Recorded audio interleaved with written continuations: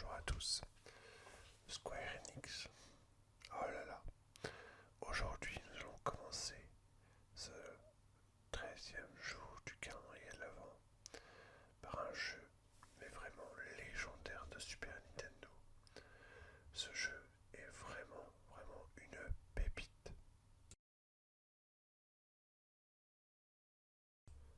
Ce qu'il faut savoir sur ce jeu, Secret of Mana est un jeu vidéo de type action RPG développé et édité par Square sur le Super Nintendo en 1993 au Japon et en Amérique du Nord, puis en 1994 en Europe. C'est le second opus de la série du jeu vidéo Mana. L'intrigue prend place dans un univers d'heroic fantasy et suit l'histoire de trois héros qui tentent d'empêcher un empire de conquérir le monde à l'aide d'une forteresse ancienne volante. Secret of Mana mêle action, aventure et éléments du jeu vidéo de rôle, comme l'évolution des personnages et la magie. Il intègre également un système de combat réel, en temps réel, plutôt que l'habituel tour par tour du genre RPG, et un système de menu circulaire typique. Le joueur dirige simultanément un groupe de 3 personnages, dont 2 sont dirigés par l'intelligence artificielle. Le jeu permet à un deuxième et troisième joueur de rentrer à tout moment dans la partie, permettant ainsi de jouer en multijoueur coopératif. Le jeu est conçu par Koichi Ishii et Hiromichi Tanaka, produit par ce dernier et réalisé par le premier et programmé par Nazir Jebeli. La bande-son est composée par Hiroki Kikuta. Lors de sa sortie, Secret of Mana est un succès commercial avec 1,83 millions d'exemplaires vendus à travers le monde et reçoit des louanges de la part de la presse spécialisée. Grâce à ses graphismes aux couleurs vives, à son scénario vaste, au menu circulaire et à son système de combat en temps réel innovant.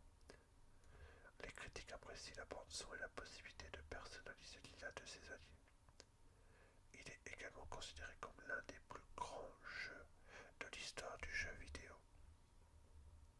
Le jeu est réédité sur la console virtuelle de la Wii en 2008, puis sur téléphone mobile en 2009, sur iOS en 2010, puis sur Android.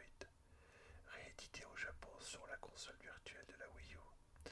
Le jeu est par la suite inclus dans la réédition de la console Super NES Mini en 2017. En 2018, un remake intitulé Secret of Mana, incluant des graphismes en 3 dimensions, est publié sur PS4, PS Vita, PC et Steam. Ce que vous voyez d'ailleurs ici à l'écran, c'est le remake de Secret of Mana sur la PlayStation 4. Voilà. Alors ce jeu vidéo, il y a tellement de choses à dire, mais je vais rester centré sur tout d'abord l'histoire des personnages. Le joueur dirige simultanément un groupe de 3 personnages qui ne portent pas de nom dans les versions occidentales, sauf dans les versions iOS Android qui adoptent les noms japonais. Le jeune garçon, Randy au Japon. D'ailleurs, j'ai gardé le nom de Randy dans la partie en cours. Et le héros, sa mère est venue au village de Potos et l'a abandonné avant de disparaître. L'ancien, le chef du village, l'a recueilli et élevé. Il est le descendant du héros légendaire ayant détruit le fort Mana et ramené la paix. C'est un guerrier ne maîtrisant pas la magie, plus puissant et agile au combat rapproché que ses équipiers. La fille, Purim, est la fille d'Elman, un habitant du royaume de Pandore. Elle rejoint le héros car elle pense qu'il peut lui permettre de retrouver Tom, son fiancé, parti pour affronter Sorcia, la sorcière. Elle est plus à l'aise avec la magie qu'au combat, essentiellement pour agir défensivement sur ses coéquipiers. Pour remettre de la vie par exemple. L'elfe Popeye au Japon, à l'aspect androgyne, se joue du héros et de la fille, mais pris de remords, il rejoint le groupe dans l'espoir d'atteindre le palais souterrain et de trouver la mémoire.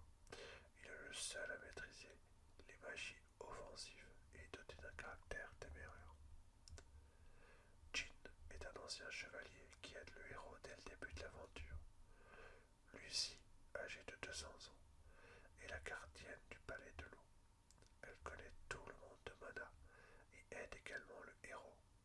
Flammy est un bébé dragon que le groupe sauve de la mort dans le royaume des champignons. Trop jeune pour accompagner le groupe, il est élevé par le roi. Quand il atteint l'âge adulte, il aide le trio en lui permettant de se rendre sur son dos où il désire. Vulk est le forgeron qui permet de faire évoluer les armes grâce aux sphères. Tom, le fiancé de la fille, a été envoyé avec ses soldats auprès de la sorcière pour la vaincre, mais celle-ci le téléporte auprès du sorcier Tanato, où il sera rejoint par Anna, une amie de la fille. Tanako est un ancien sorcier revenu au pays sous forme d'esprit et a besoin d'une enveloppe charnelle pour survivre, en l'occurrence Tom. L'empereur Vandol règne sur l'Empire épaulé par ses gardes Mecha, Jorsi et Rambo. Le joueur peut converser avec la plupart des personnages non joueurs, principalement dans les villages. Il donne des indices sur l'intrigue, mais aide également les héros en vendant, achetant des objets ou en proposant du repos aux protagonistes. Donc ça c'est grosso modo ce qu'on peut savoir sur l'action des différents personnages. Alors le système de jeu, on va en parler rapidement et ensuite je ferai un petit peu d'explication sur ce que vous voyez à l'écran. Au début, d'ailleurs à l'écran vous voyez le début du jeu, depuis l'écran de titre jusqu'à l'arrivée au premier village. Alors moi je connaissais très peu le jeu, j'avais très peu joué donc je tourne un peu rond, je réfléchis, j'essaye de trouver un petit peu comment ça marche. D'ailleurs là je viens d'avoir l'épée, la fameuse épée. Alors encore quelques informations sur le jeu, notamment par rapport au type de jeu. Secret of Mana est un jeu d'action RPG mêlant action, aventure et éléments de jeux vidéo de rôle. Affiché dans une vue en dessus, à l'ère typique des 16 bits, donc la Super Nintendo à l'époque, et qui intègre un système de combat en temps réel. Les graphismes sont donc en 2 dimensions et la technique de scrolling est utilisée sur chaque zone. C'est ce qui est d'ailleurs toujours actualité sur le jeu que vous voyez à l'écran, à part des scènes en 3D refaites pour la pesque. Plusieurs séquences jouables et non jouables utilisent la technique du mode 7 de la Super Nintendo.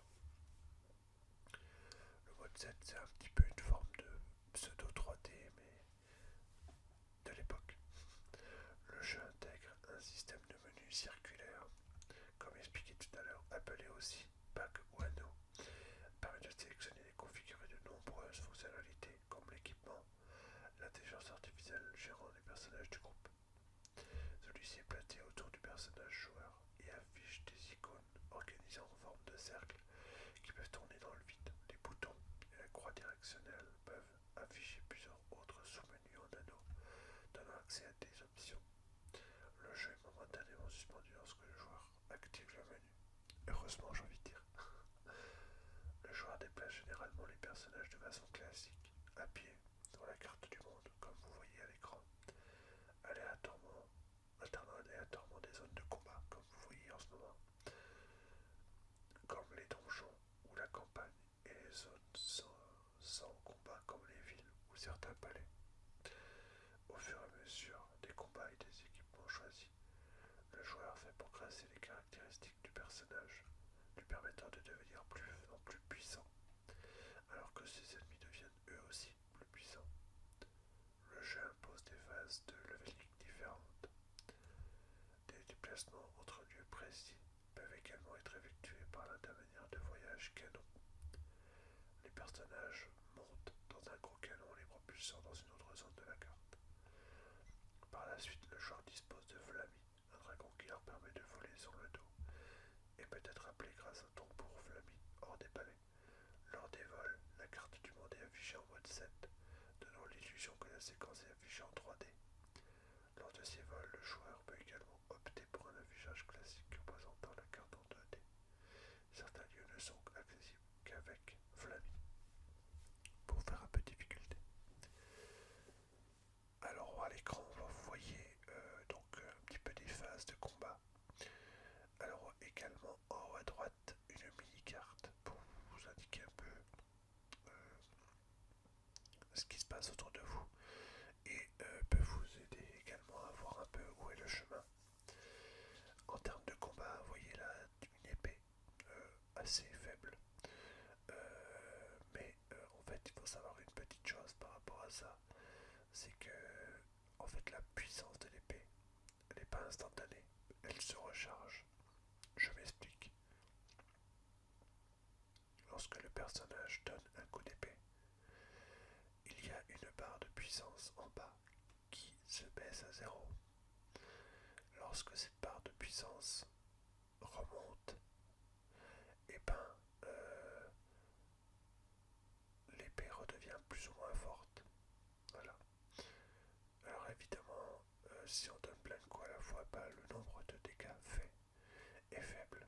Alors que si on attend un petit peu entre chaque coup, et ben elle devient de plus en plus forte. En gros, voilà ce qu'il faut savoir. Plus on avancera dans le jeu, et plus on aura de capacités, des nouvelles armes, des nouvelles armures, des nouvelles choses. Et tout cela, pour ça, il faut avoir de l'argent qu'on peut essentiellement récolter, soit dans les coffres, soit sur les ennemis abattus, ou alors des fois en vendant des objets trouvés par terre qu'on n'a pas nécessairement besoin. Vous verrez d'ailleurs, lorsque certains ennemis seront tués de manière aléatoire, elles peuvent éventuellement faire apparaître un coffre, le coffre, voilà, pourra vous donner de l'argent, vous donner autre chose, des fois des objets utiles, des fois des nouvelles armes ou autres. Ça, c'est très aléatoire, difficile de prévoir avant. Alors vous voyez donc là un peu le menu sur votre écran. Vous voyez le menu en forme de cercle, bien pensé pour l'époque. D'ailleurs, ce menu aura été pris dans plusieurs autres jeux par la suite. Ça ressemble un petit peu, on va dire, à des jeux à la Final Fantasy dans le genre un petit peu. Il y a beaucoup de similitudes. Alors, qu'est-ce qu'on peut encore dire sur ce jeu-là? Et ben en fait, ce jeu-là, c'est pas le premier de cette série de ce jeu. Le premier jeu de la série, c'est Mystic Quest. Mystic Quest. Ce jeu était initialement sorti sur Game Boy, producteur d'ailleurs de Hiromichi Tanaka. Alors, la première opus permet d'envisager la création d'une suite, car le jeu Mystic Quest sur Game Boy s'est très bien vendu. Donc développé par Square, on l'a dit tout à l'heure, et le jeu conçu par Koichi Ishii. D'accord. Alors le jeu est produit par ce dernier et par Ishii. Ce dernier était déjà chargé de la réalisation du premier. C'est bien parce que ça permet d'avoir une continuité un peu dans ce qui est d'un jeu à l'autre. Le fait d'avoir les mêmes personnes. Et la personne qui a programmé le jeu a déclaré que Secret of Mana était son jeu à lui, plus que tout l'objet auquel il a travaillé, notamment dans la franchise Final Fantasy. Voilà. Et ce jeu, en fait, il y a eu plein de suites. Hein. Des jeux ressemblants, Final Fantasy bien sûr, Seiken Densetsu, Chrono Cross, évidemment. Mais voilà, il y a eu pas mal de jeux qui sont sortis. D'ailleurs, les Final Fantasy, il y en a plein et il y a même encore des jeux qui sont sortis récemment. Donc c'est vrai que ce genre de jeu comme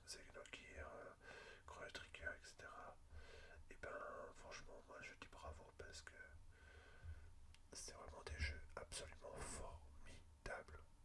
Formidables. Voilà ce que j'avais à dire pour cette franchise. J'aurais pu